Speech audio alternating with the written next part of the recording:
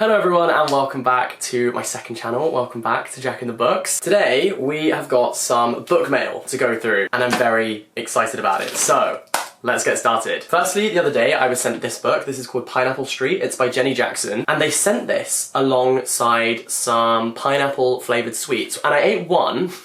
And I was like, I'm only eating one because I want to show these on camera when I film this video. And then I ate all of them. So now there are no more pineapple sweets. But here is the book. A wryly funny and compassionate story of love, family and class. This unput-downable debut follows three women in an old Brooklyn Heights clan. One who was born with money, one who married into it, and one who wants to give it all away. Rife with the indulgent pleasures of life among New York's one-percenters, glittering parties, weekend homes and hungover brunches, Pineapple Street is a scintillating, escapist novel that sparkles with wit and wry humour. It's about the peculiar unknowability of someone else's family, the miles between the haves and have-nots, and everything in between.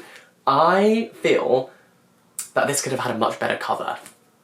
Sorry, the cover really is not doing it for me. I'm also so confused why it's called Pineapple Street and then we have a different fruit on the cover. A pineapple surely would have made perfect sense to feature on the cover because back in the day, pineapples kind of symbolised wealth. Like where I went to university in Durham, in the castle, all of the stairwells have these like crafted pineapples on the kind of banisters because pineapples were a symbol of wealth. Like if you had a pineapple at your dinner party, you were the shit. So like a pineapple has symbolic value and so I'm just really surprised that they wouldn't put that on the cover of a book that is sort of about wealth. Anyway, that's just my personal criticism, but this isn't out until April 2023, so I've got a bit of time to read it before it actually comes out.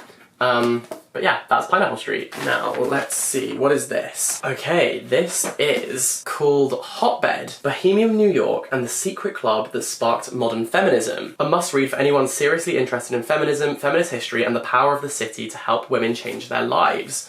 Ooh, oh, so it's like a hotbed of action. I like it. Okay, let's see what the blurb says. I can't tell if this is fiction or non-fiction. The dazzling story of the early feminists who trailblazed a movement. In downtown Manhattan one Saturday in 1912, around the tables of a crowded restaurant, a group of women gathered. They were fired by an urgent need to change the world. This was the first meeting of the Heterodoxy, a secret social club whose members were passionate advocates of women's suffrage, labour rights, equal marriage and free love. They were socialites and socialists, reformers and revolutionaries, artists, writers and scientists. They sound fun. This sounds like, that's probably how I describe my friends. Their club at the heart of New York's bohemian scene was a springboard for parties, performances, protests, and radical politics. But it was the women's friendships that made their unconventional lives possible as they pushed for a revolution. Hotbed is the never-before-told story of the women whose audacious ideas and unruly acts transformed a feminist agenda into a modern way of life. Cool, that is Hotbed. That sounds so good. Oh, this is satisfying. Oh, okay. It should have been satisfying. Okay, so we have She and Her Cat. Ooh. Okay, so I don't know how well you're going to be able to see this, but the cat's eyes are kind of glossed, so when you look at it, it kind of looks like the cat's eyes are moving.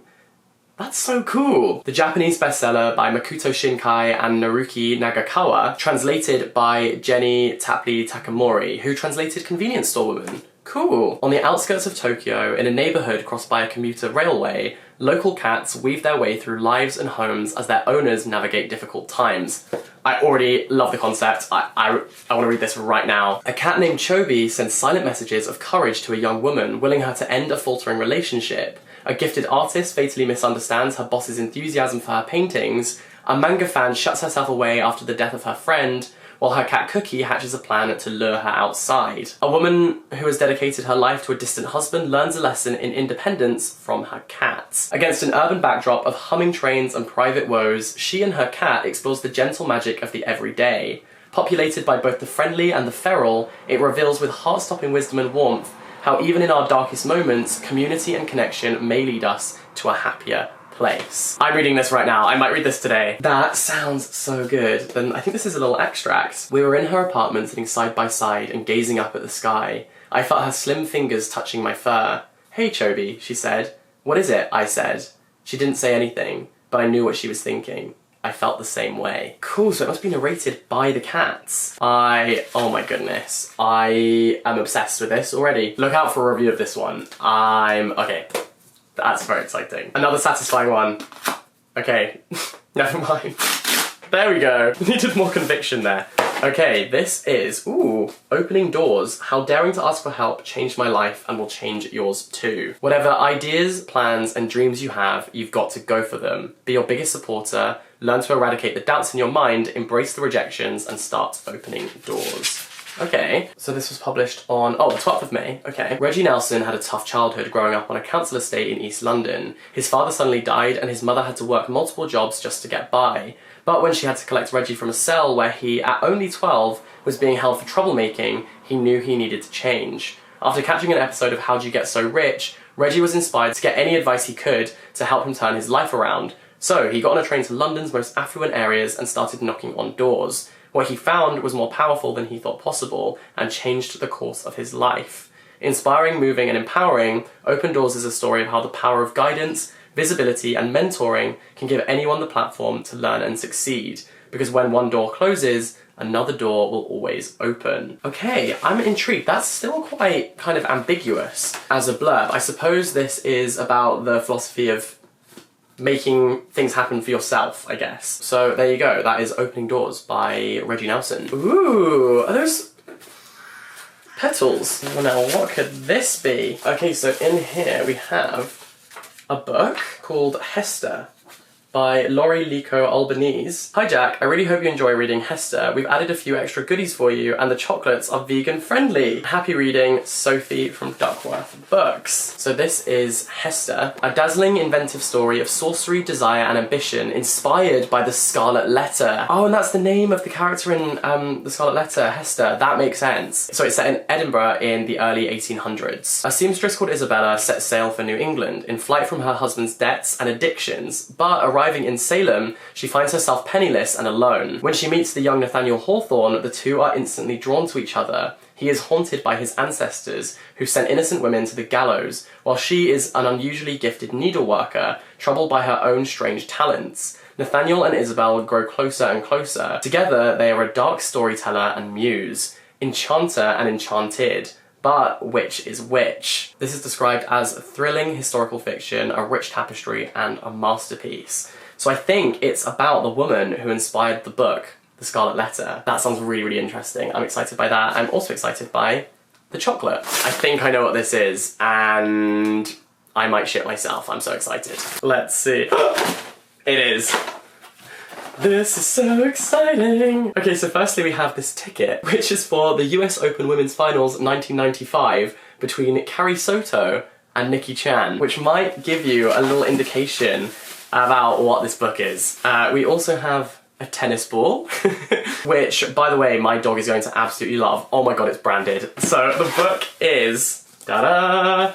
Carrie Soto is Back by Taylor Jenkins Reid. I'm so excited about this because this has got to be one of the most anticipated books of the year. Taylor Jenkins Reid lines the pages of her books with crack. Let me read you the blurb. Carrie Soto is fierce, and her determination to win at any cost has not made her popular. But by the time she retires from tennis, she's the best player the world has ever seen. She has shattered every record and claimed 20 slam titles. And if you ask Carrie, she is entitled to every one. She sacrificed nearly everything to become the best, with her father as her coach. He is a former champion himself and has trained her since the age of 2. But 6 years after her retirement, Carrie finds herself sitting in the stands of the 1994 US Open, watching her record being taken from her by a brutal, stunning British player named Nikki Chan. At 37 years old, Carrie makes the monumental decision to come out of retirement and be coached by her father for one last year in an attempt to reclaim her record. Even if the sports media say they never liked the battle axe anyway, even if her body doesn't move as fast as it did,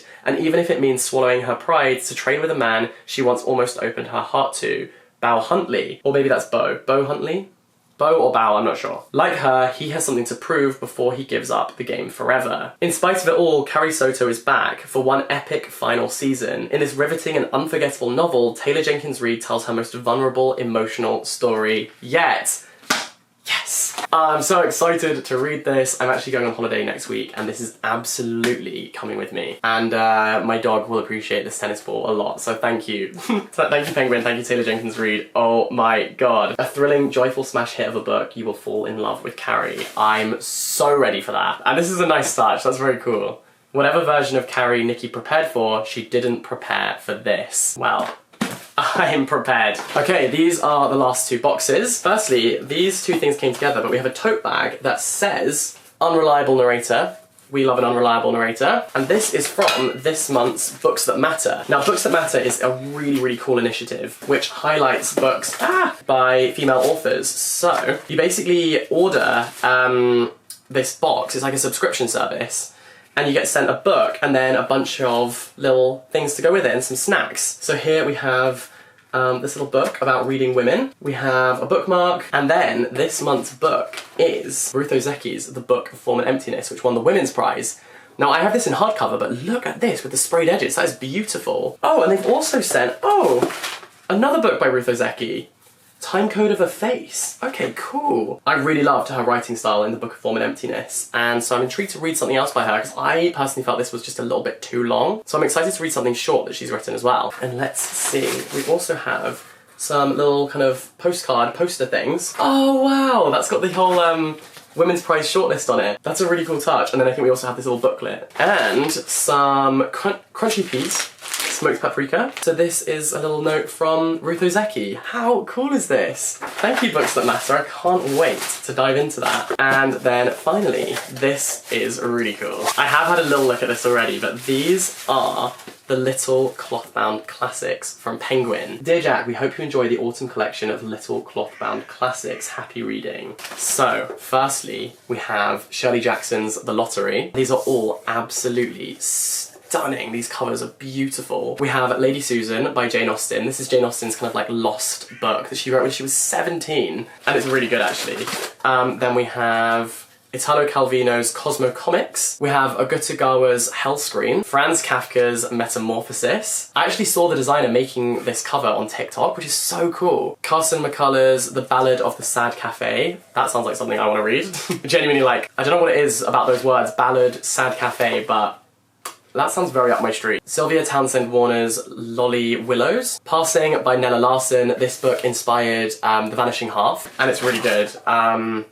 The Prophet by Kahlil Gibran. There's that one. Oh, these colours are stunning. This is Alexander Pushkin's The Queen of Spades. So we have Edgar Allan Poe's The Masque of the Red Death, and then Lafcadio Hearn's Of Ghosts and Goblins. How gorgeous are they? And then we've got some bookmarks. Thank you so much, Penguin Classics. That's really kind. And very, very generous too. So thank you so much to any publishing house who sent me things. I hope that some of these books sound really great to you and you feel inspired to go out and get yourself one. Until next time, all the best, stay in touch, have a wonderful day, and I'll catch you next time. Bye-bye!